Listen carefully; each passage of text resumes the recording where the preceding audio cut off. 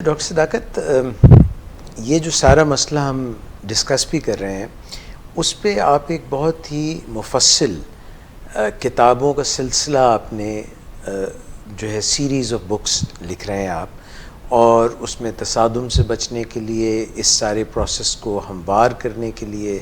تاکہ جو ہے بات بھی بن جائے. اور یہ ذرا بتائیے کہ یہ سارا سلسلہ کیا ہے؟ پہلی بات تو یہ ہے کہ جب چیزیں کارپٹ کے نیچے کرتے ہیں یا پنیر کو کاؤنٹر پہ رکھ دیتے ہیں فریج سے نکال کے، تو اب آپ کچھ بھی نہ کریں تو وہ خراب ہوتا رہے گا. تو اگر گھر میں کسی پیارے کو علتوں کا سامنا ہے اور آپ کچھ بھی نہیں کریں گے تو یہ معاملہ خرابی کی طرف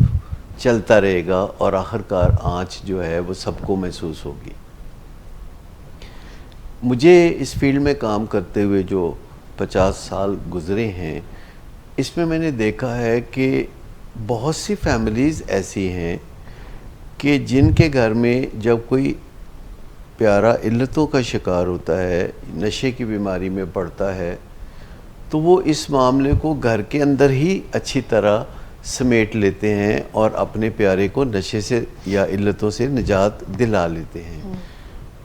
اس گھر میں بات چیت کرنے کا کچھ قدرتی انداز ایسا ہوتا ہے کہ جس سے مسائل حل ہو جاتے ہیں. ایسے گھرانے بس کوئی 4% دیکھنے میں آئے ہیں. تو ایسے کچھ گھرانوں کو کوئی 40 سال پہلے جب میں نے دیکھنا شروع کیا تو میں نے ان سے بہت کچھ سیکھنا بھی شروع کیا. تو ان لوگوں سے جو کچھ مجھے سیکھنے کا موقع ملا تو اس سے میں نے کچھ سکلز کو پہچانا اور ان کو پھر میں نے کچھ اس طرح ترتیب دیا، اس طرح ڈیزائن کیا کہ جو لوگ ریہیب میں یا میرے پاس اپنے پیارے کی علت یا نشے کی بیماری کی وجہ سے آتے ہیں تو میں ان کو وہ ساری مہارتیں سکھا سکوں کہ بات چیت اپنے پیارے سے کیسے کریں کہ وہ آپ کی بات سمجھ بھی جائے، آپ کو رد عمل بھی نہ دے اور آپ کو قطعی غصہ بھی نہ آئے، اور آپ اپنی ترقی پہ نازاں بھی ہوں، آپ کا اعتماد بھی بڑھے اور قدم با قدم آپ کامیابی تک پہنچ جائیں.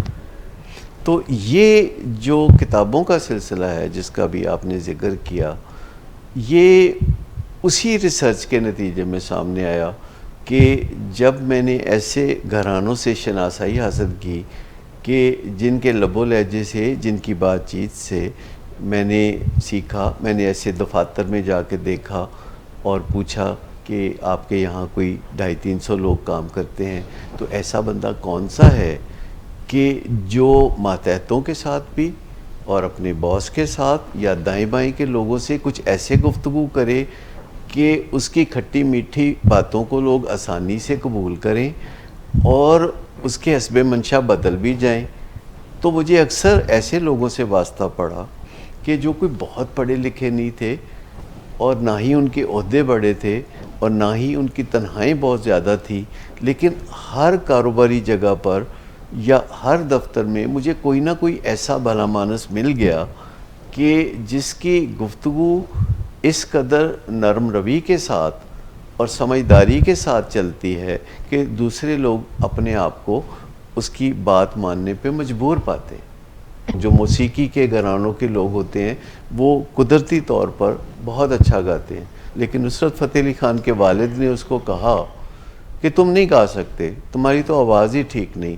تو اس نے پھر سیکھا، اس نے پھر ریاضت کی، اور آپ جانتے ہیں کہ نصرت فتح علی خان نے پھر کتنا موسیقی میں نام پیدا کیا. اسی طرح غلام علی کا معاملہ دیکھیں تو ان کو بھی کسی نے کہا کہ تمہاری تو آواز گانے کے لیے بالکل مناسب ہے ہی نہیں. تو اس نے اپنی آواز کو ریفائن کیا، اپنے گانے کے ہنر کو بلندی پہ لے گئے، اور باقی تو آپ جانتے ہیں تاریخ کا حصہ ہے. تو دنیا میں 2 قسم کے لوگ ہوتے ہیں، ایک وہ جن میں کوئی صلاحیت فطری طور پر پائی جاتی ہے، ایک وہ